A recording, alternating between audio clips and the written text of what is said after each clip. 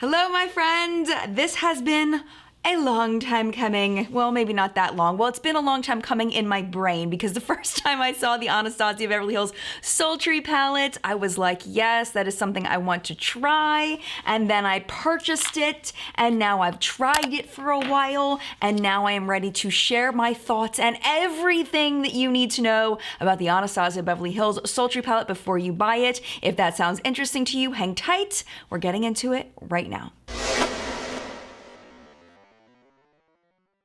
If you are new to my channel, my review videos are quite long. I do have timestamps down below so you can skip to your favorite parts or just watch it all the way through if you truly want to know everything. How hardcore are you? If you're real hardcore, you'll watch the whole thing. First of all, facts about this palette. It is their limited edition holiday palette. It is available at Ulta and Sephora and Anastasia Beverly Hills website. It's also available at Urban Outfitters and Nordstrom and Beauty Bay and I think Macy's and like everywhere. It's available so many places. Anastasia Beverly Hills is a cruelty-free brand. They do not sell in China, they do not test on animals, and they do have the PETA certification for cruelty-free. But however, they are not a vegan brand. There are ingredients in here that come from animals such as beeswax. There's also carmine in here, which is harvested from bugs. It's like a red juice that they get out of bugs, which is really gross, but that's in a lot of eyeshadows. If you are anti that, then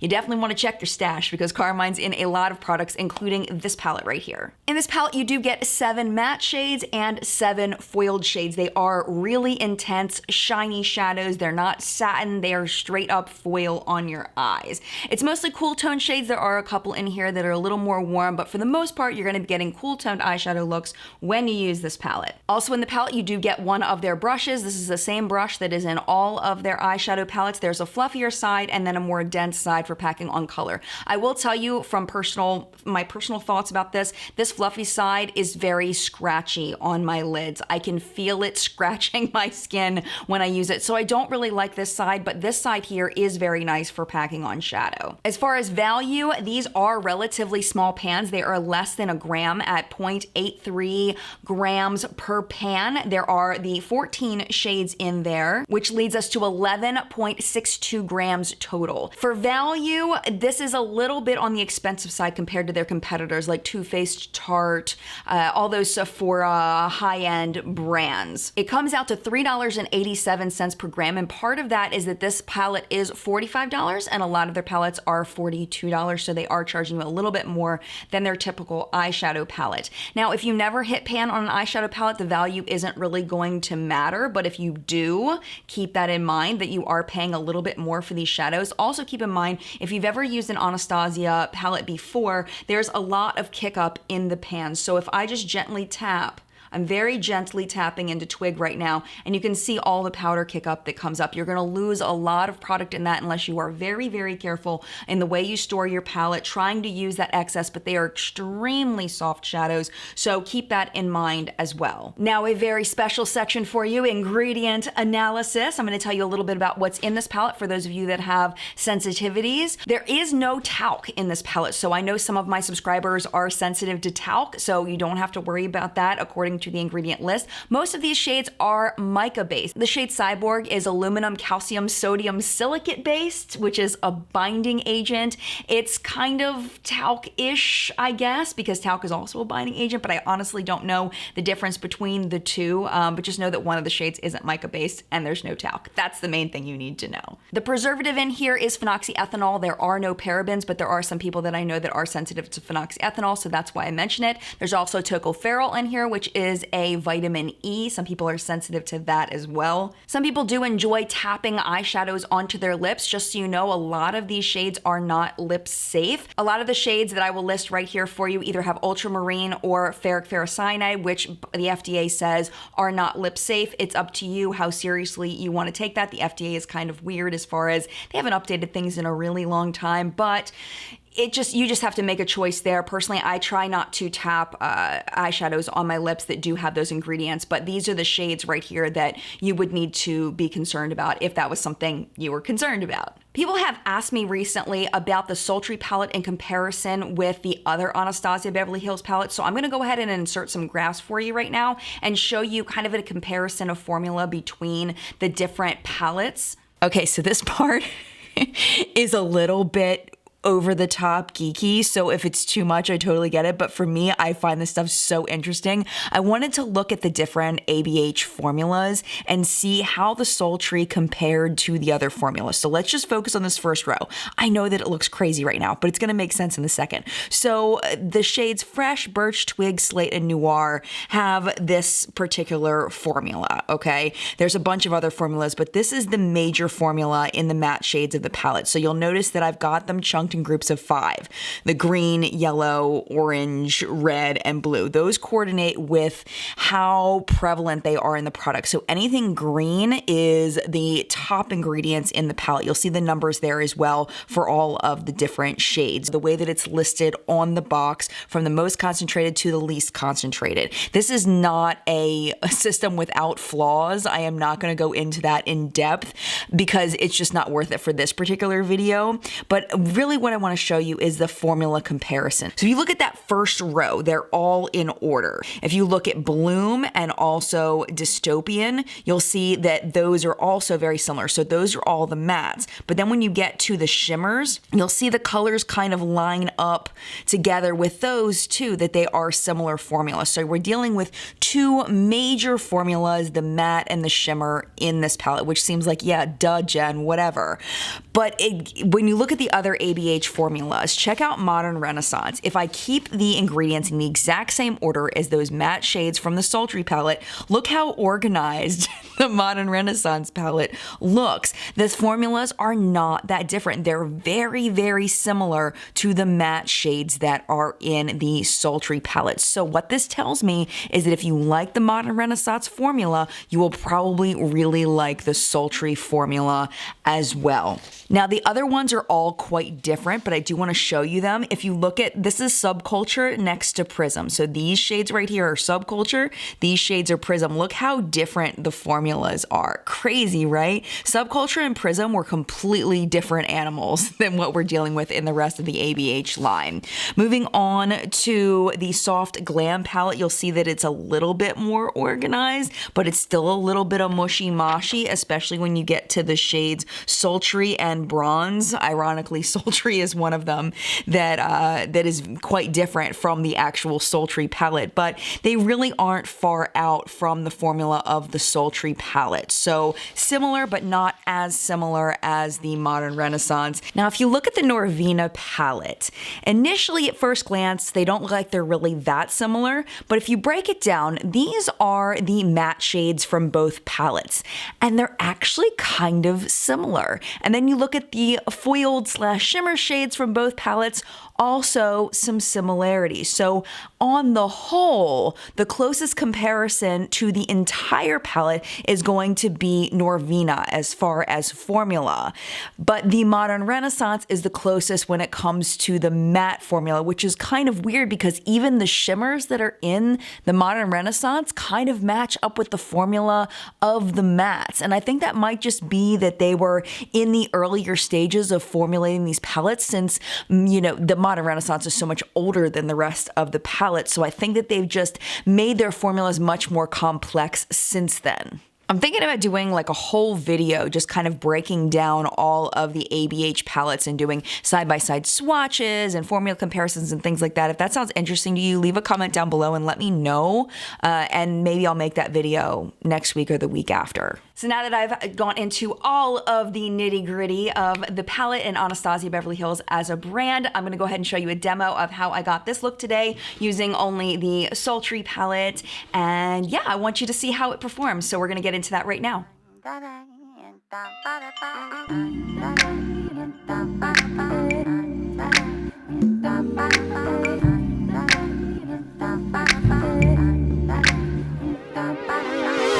Still back in time, boy, don't be shy.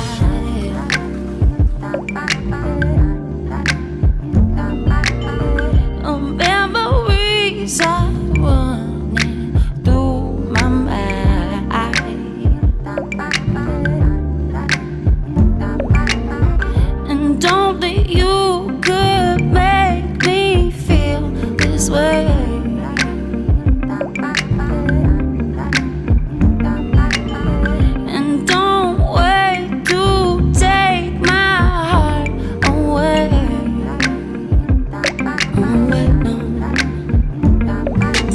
Don't wanna push it if you don't really feel the same. I guess we're living in the past, boy, what a shame. When you're feeling all alone and you call me on the phone and you got me on my knees and you got me feeling weak, 'cause it's you who makes me high. When I'm with you, I don't try, 'cause it's you that drags me under, and it's you that makes me wonder.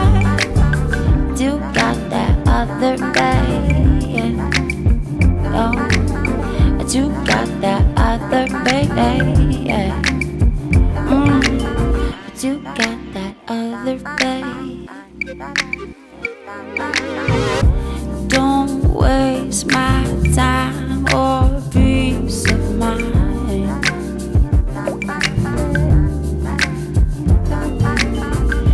Just go your way and I'll go mine.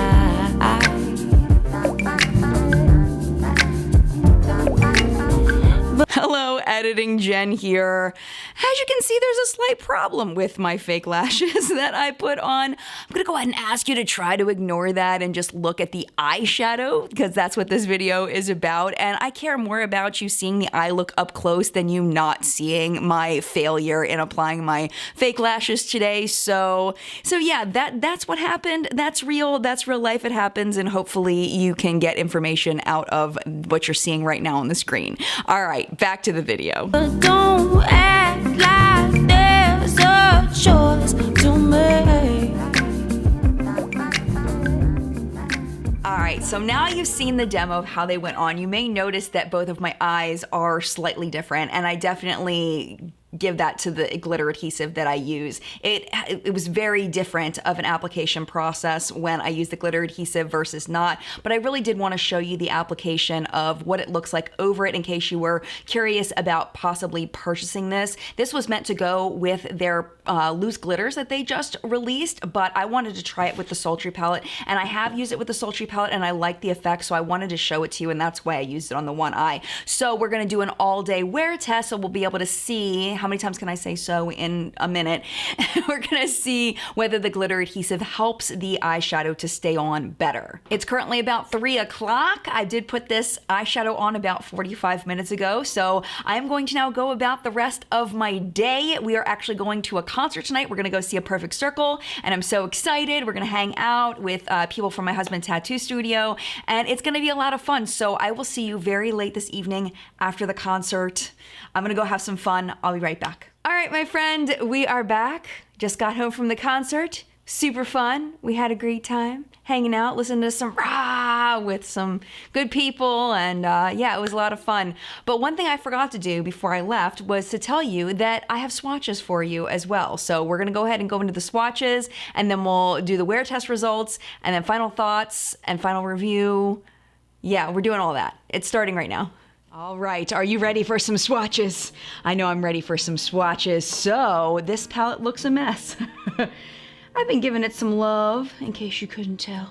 All right, so let's go ahead and go into the first 4. I am gonna be swatching a little bit differently now. Ever since I did that swatch video, I was kind of like, ooh, I like this setup.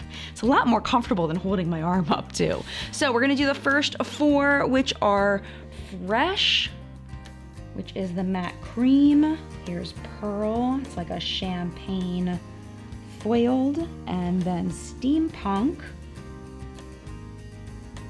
like a rusty foiled, and then Rose Quartz, which is my favorite in the palette. So first thing that I notice is that this one is a little bit streaky and this one looks super weak, but you'll notice if we build it, they will come. So there you go. I don't know what that means in a swatch. If you build it, they will come, but I don't know, it sounded good in the moment. So anyway, so this is how these finger swatch. They're definitely finger swatching very nicely, which is representative of how they perform on the eye. And by that I mean representative of my personal experience with them on the eye. And you'll see the brush swatch is a little weak at first, but then you'll notice that it builds. Isn't that nice?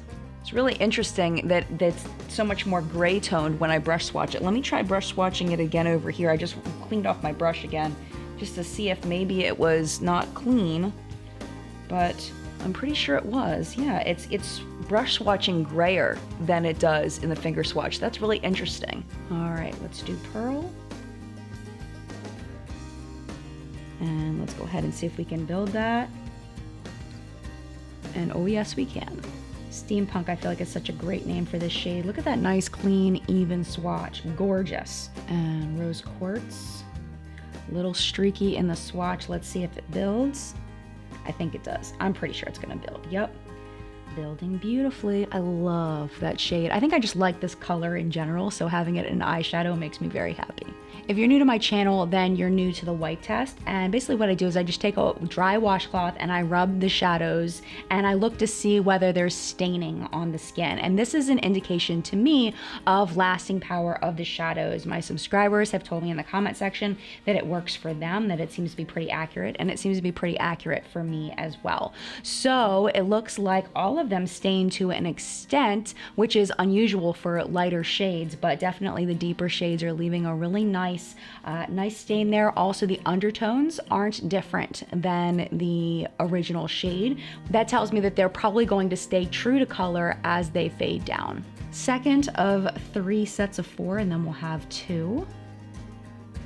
All right, Ember, Bloom, oh, so pretty, Birch, and Cinder. All right. So you notice this one has a fingerprint and a little bit of a trail. So this one's gonna be one that may be a little more difficult to work with. Bloom swatched really beautiful for a matte. Let's go ahead and see if these will build. Yes. Very nice. And the more I wipe down on that one, like the other foiled ones we've seen, it's definitely getting more even. Let's do the brush though. Okay, Ember. Patchy in the swatch. Let's do it again. And then as we go down, as we build, it definitely gets more even. So that's really good. And then Bloom, I really love using this shade. And you can see the more you work with it, it definitely gets more even. Birch, remember this one was a little bit patchier in the finger swatch. Let's see. Yep, still patchy in the brush swatch, but let's see if we can build it up. Yeah, it's building pretty nicely. Still a little bit patchy, but built up pretty nicely. And Cinder. Yep, the more I blend, the more it blends.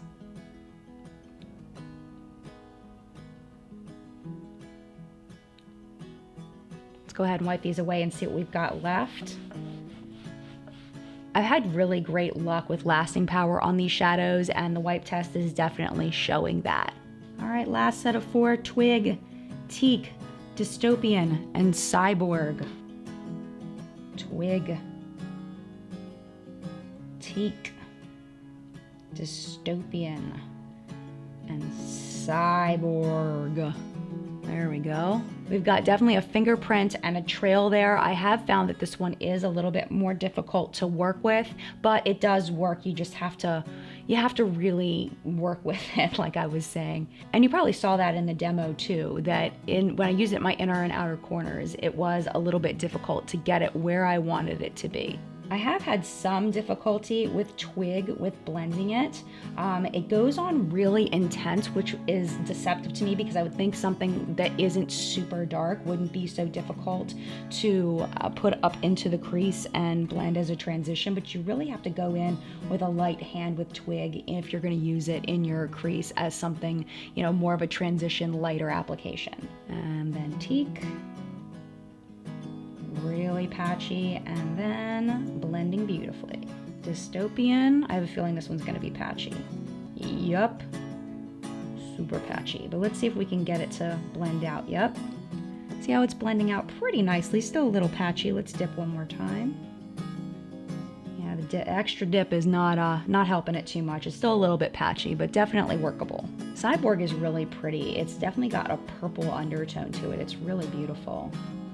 And brush swatch is gorgeous. All right, let's wipe them away.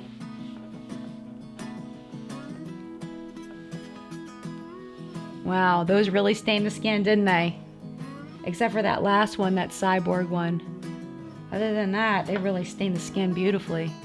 Beautifully meaning they're probably gonna have good lasting power, and from my experience, they do. And then finally, we have Slate and Noir. Noir is super black. It's like straight coal. Beautiful finger swatch from Slate. Yeah. Really super pigmented black. All right, let's see how the Slate brush swatches. Patchy, but blends nicely once you give it a little love. And Noir, really patchy. See if we can get it to blend out. A lot of fallout there too. So you're definitely gonna wanna tap off your brush before you use that on the eye. And it's still kind of patchy, but it's not too terrible for a black. It's not too bad. Just be careful with that one. Go in with a light hand. Be careful. And then finally, the wipe test on these. Oh, what a mess. What a mess. But yeah, lasting power is really good. Really, really good. I'm not surprised though, based on using the palette, that the wipe test was showing that you need to wash it off. Okay, here is the first row all together. The only one that I double swatched was that first one called Fresh. The rest are single swatches. And then here is the second row. These are all single swatches. All right, my friends, on to the wear test results. Let's go. Now that the swatches are done, let's just zoom in and let's look and see how the eyes look.